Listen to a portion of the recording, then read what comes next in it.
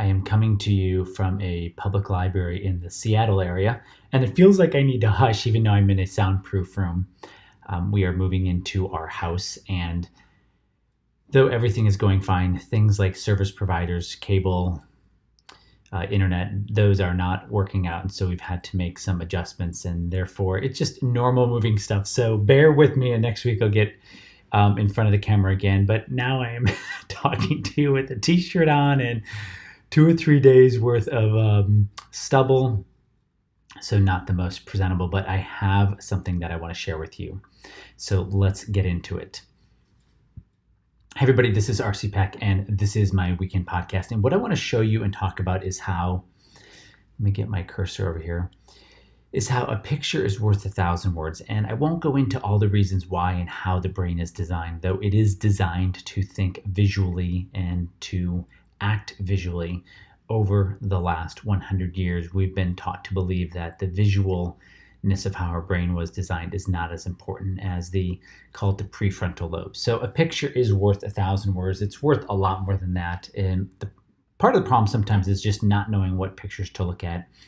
What I want to do is I want to show you pictures of commodities, because I believe commodities, look, it is dangerous for me to say I believe commodities have bottomed.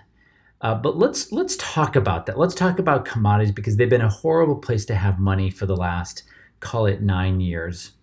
And it looks like something is shifting, and I want to talk about that. So on the screen here, you see oil and then an equal sign and 40%. So energy is 40% of the commodities index. So it's not just oil, but I'm just showing you a price chart of West Texas Intermediate oil to kind of be the placeholder for all energy that makes up commodities. So it's 40% of the commodities index. And as you can see when you look on the screen, basically oil needs to just kind of figure out what's going on. It's been going sideways for about 18 months after a gigantic fall from $110 down to $27. But really it's just trying to find its place somewhere, below 50, above $43. And it's looking for that type of information. But what's most important is that oil bottomed in February of 2016, and oil or energy represents 40% of the commodity index. The next price chart is copper. Now, I'm using copper as a placeholder for all industrial metals. It's the most important industrial metal. It's also one of the most important commodities on the planet because copper goes into almost everything. So there is a general belief that if copper is going higher, we're going to have inflation going higher. But if you look at the screen here, you can see copper's actually been falling since 2011, and it bottomed close to when oil did. It bottomed, let's call it January 2016. And industrial metals, they represent about 13% of the commodity index. So we had energy at 40%, and we have industrial metals at 13%, and both of them have bottomed already. Next, I want to show you agriculture. Agriculture is huge, guys. It's huge. It represents 40% of the commodity index. Now, agriculture is split between softs, coffee, sugar, cocoa, and grains, though that's not as important. What is important is this 40% of the commodity index is still falling, though maybe it has possibly bottomed this past June, literally about 5 or 6 weeks ago. Perhaps the agricultural index has bottomed. Now, we need to watch this, and it is important because it is 40%, but we're talking about commodities, and commodities really aren't talked about that often, but they are one of the 4 main asset classes on the planet, right? You have stocks, you have fixed income, you have real estate, and then you have commodities. Now, the one thing that I have not talked about is precious metals. Precious metals represents 7% of the commodities index. And I'm using gold to represent precious metals, though there is about 4 of them. So gold itself also bottomed, if in fact this bottom holds, and the longer we go on, this bottom, call it December 2015, if it holds. But since then, gold's really just been kind of figuring out, what should I do? What should I do? What should I do? What should I do? And it's looking for direction. And in many ways, it hasn't had direction over the last 3 years. And it's looking to see if it should break out to the upside or break down to the downside. And so I am watching this. So with that, you have the main, did I miss them all? You have the main parts of commodities. Now, the reason I show you commodities on here as 100% is because this price chart right here is the commodities index. This is the S&P 500 of commodities. And there are 4 arrows at the bottom of this price chart. And the reason I want to show you these 4 arrows and point them out along with those 3 downtrending trend lines is the first 3 green arrows well, the first one is precious metal shares, commodity falling, bottoming. So that's called that December 2015. Then you had copper and oil bottom. So oil, call that 40%, that's energy. Copper, that's 13% industrial metals, and then precious metals. So that's 60%.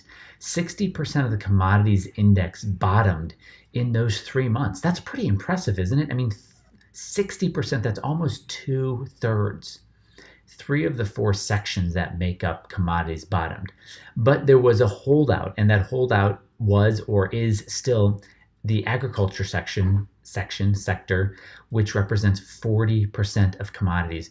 And you can see where the green arrow is there, the 4th one all the way over to the right, lower right. That's where if agriculture did bottom, then we can possibly start seeing a breakout. And if you squint your eyes and you look at where the price chart is today, you can see that it has popped above those trend lines, those 3 downtrending trend lines. It has been moving itself through them, and it has just broken itself above the most important one, which is the top one. If this is true, that means we will have base metals going higher. We have energy at least stabilizing. If not, I mean, even if energy stabilizes, it will be strong enough. But the big holdout has been agriculture, and we see that possibly have bottomed about 5 or 6 weeks ago. Now, this by itself doesn't tell you the whole story, because we live on a planet with 4 asset classes, and only 4 asset classes, and you're always invested in them. Maybe not all of them, but as soon as you get a paycheck, you are in a fixed income asset class. Cash is a low volatile, zero yielding fixed income. Now, if you look at this price chart here, this is the commodities index being compared against the largest stock index on the planet. And this is a relative price chart. And since mid 2011, commodities have clearly been underperforming the stock market. So it's not enough to have commodities be breaking out, though we obviously need commodities to be breaking out if we want to be interested in them. And if commodities as a whole is breaking out, it helps all commodities because it starts to bring in attention and money and investment.